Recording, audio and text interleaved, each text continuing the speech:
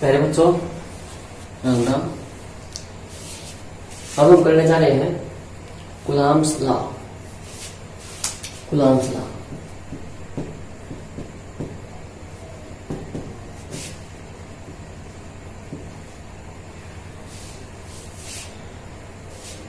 (1785) 1785 में Charles Augustin day Coulomb ने एक डिस्कवरी की थी। चार्ल्स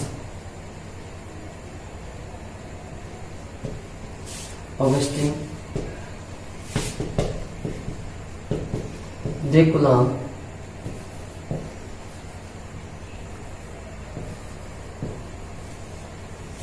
ने एक डिस्कवरी की थी, जिसके बाद मीनिंगफुल वे में ये पता चल पाया था कि किसी इलेक्ट्रिक चार्ज के ऊपर कितनी क्वांटिटी होगी। किसी इलेक्ट्रिक चार्ज के ऊपर कितनी क्वांटिटी होती है। 1785 में डिस्कवरी की थी चार्ल्स ऑगस्टिन डे कूलॉम ने। नाम दिया गया कूलॉम्स लॉ। इसके बाद देखिए कूलॉम्स लॉ क्या कहता है।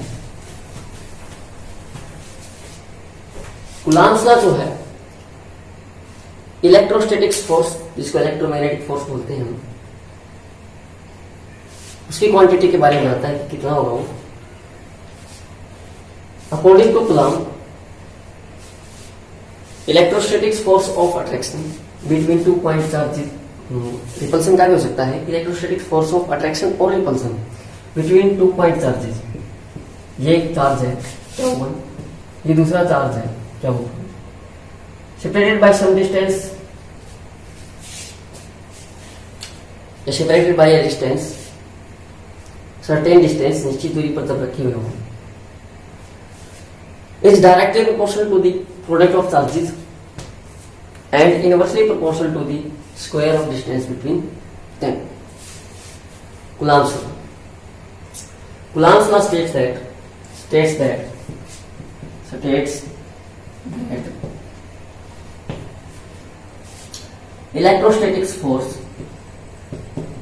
electrostatics force between 2 point charges placed at a certain distance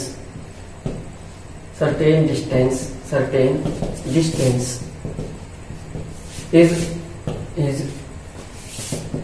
directly proportional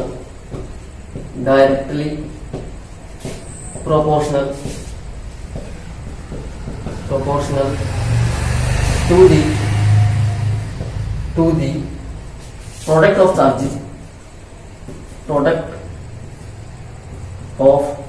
charges and is inversely proportional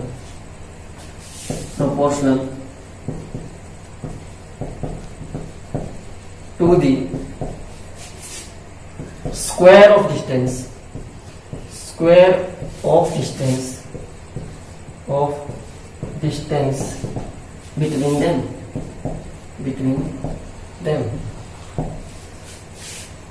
के जब दो चार्ज होते हैं किसी निश्चित दूरी पर रखे होते हैं, r दूरी पर, कोई भी दूरी मान लो, r मान लो, तो उनके बीच लगने वाला जो विद्युत चुंबकीय बल है वो दोनों चार्जों की जितनी क्वांटिटी होती है उसकी गुणा के तो समानुपाती होता है, और दोनों चार्जों के बीच जितनी दूरी होती है उसके वर्ग के विलोमानुपाती होता है।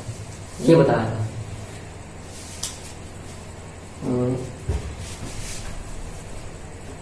Fe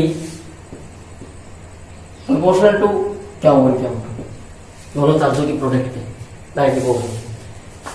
Fe inversely proportional to the square of distance. All combining factors we will have electrostatics force proportional to the Q1 Q2 by R square। ये प्रोपोर्शनलिटी का साइन है। प्रोपोर्शनलिटी को हटाने के लिए एक कांस्टेंट लेके आएंगे। कूलॉम ने एक कांस्टेंट दिया था, Fe is equal to K Q1 Q2 by R square, where K is Coulomb's constant or constant of proportionality, where K is Coulomb's constant or constant of proportionality, and value of K is 9 into 10 raised to power 9 Newton meter square per Coulomb square, where K is Coulomb's constant,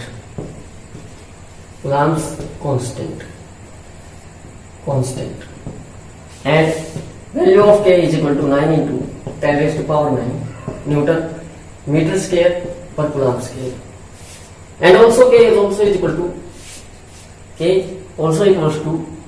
1 upon 4 pi epsilon naught, where epsilon naught is the permittivity of free space, and epsilon naught is equal to 8.854 into 10 raised to power minus 12 Newton inverse meter inverse square Coulomb square.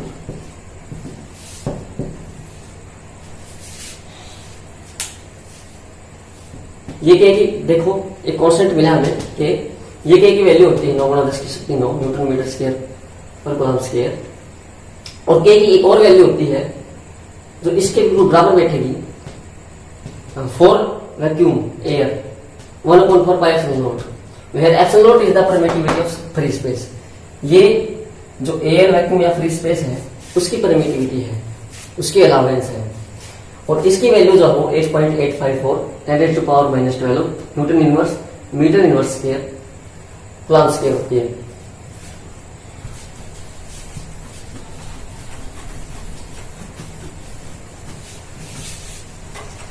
Next है unit and dimension of K, unit and dimension of K, and dimension of K. Coulomb constant की unit of dimension देखेंगे हम. As we know that F E is equal to K Q1 Q2 by R square, ये हम जानते हैं coulomb law के according के Q1 Q2 by R square is equal to electrostatic force.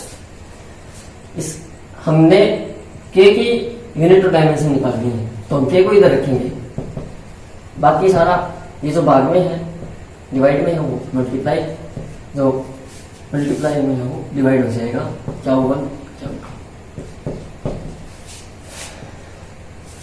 Force की unit Newton, distance की metre, scale है तो स्केल लगाएंगे. Q1 चार्ज की यूनिट कितनी होती है कूलम्ब, ये भी चार्ज है तो कूलम्ब, तो के की यूनिट हो जाएगी न्यूटन मीटर स्क्वायर पर कूलम्ब स्क्वायर. डायमेंशन, इनसे डायमेंशन निकाल लेंगे हम. K is equal to F E R square divided by Q1 Q2. Force की डायमेंशन हमें पता है ml t-2 होती है, डिस्टेंस की l होती है, स्क्वायर स्क्वायर लिख देंगे -2 है ये, और क्या चार्ज की डायमेंशन at होती है, ये भी चार्ज है तो इसकी भी at होगी.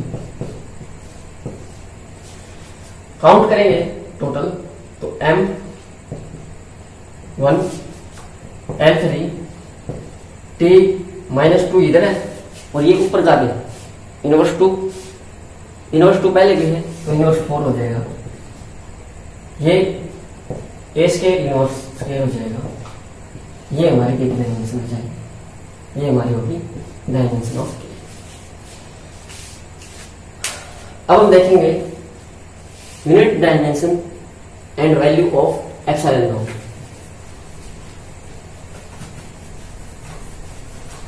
Unit dimension and value of epsilon not. Unit dimension and value of epsilon not. As we know that K k is equal to 1/4πε0। इसकी वैल्यू निकालनी, यूनिट निकालनी, डायमेंशन निकालनी है, तो इसको हम ऊपर ले जाएंगे। सबसे पहले वैल्यू निकालेंगे 1/4π k।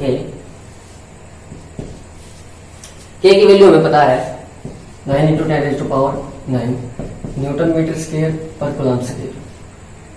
अभी भी निकाली थी, अभी बताई थी इसको, ये वैल्यू बताई थी। 4π की वैल्यू हम 3.14 रखेंगे। 4 × 3.14 12.56 × 9 12.5 × 9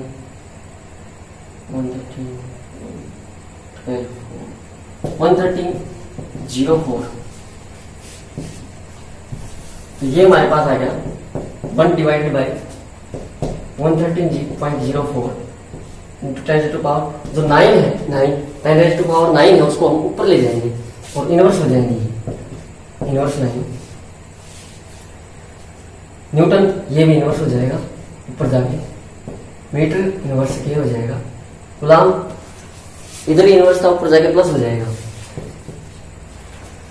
तो ये होगी हमारी यूनिट, और ये इधर से वैल्यू निकाल लेंगे। इसको हम 1000 से मल्टीप्लाई करेंगे, 1000, और इसी से डिवाइड कर देंगे। ये 3 पावर और होगी, ऊपर जाके -12 हो जाएंगे। और ये 1000/113, तो ये हो जाएगा 8.85 approximately into 10⁻⁻12 newton inverse metre inverse के कूलम्ब स्क्वायर। ये हमारी होगी वैल्यू।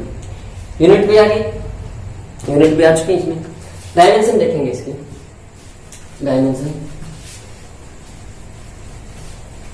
डायमेंशन और देखेंगे हम। हमें पता है एप्सिलॉन इज इक्वल टू 1/4π के डायमेंशन के लिए 1/4π के एप्सिलॉन 4 की कोई डायमेंशन नहीं होती, डायमेंशन लेस कांस्टेंट है। पाई की भी कोई डायमेंशन थी, डायमेंशन लेस कांस्टेंट है। ये डायमेंशन कांस्टेंट है, और इसकी डायमेंशन हमने अभी भी देखी थी, m L3 T -4 A -2। तो ऊपर चले जाएंगे, ये हो जाएगी m-1 L -3 T, ऊपर जाके नीचे -4, ऊपर जाके +4 होंगी A +2। ये मैथमेटिक्स का रूल होता है, जो डिवाइड में पावर जो होती है वो माइनस की मानी जाती है। ये माइनस की पहले ही है, ऊपर जाके फिर माइनस लगाएंगे तो +2 हो जाएगा, ऐसे ही। ठीक है।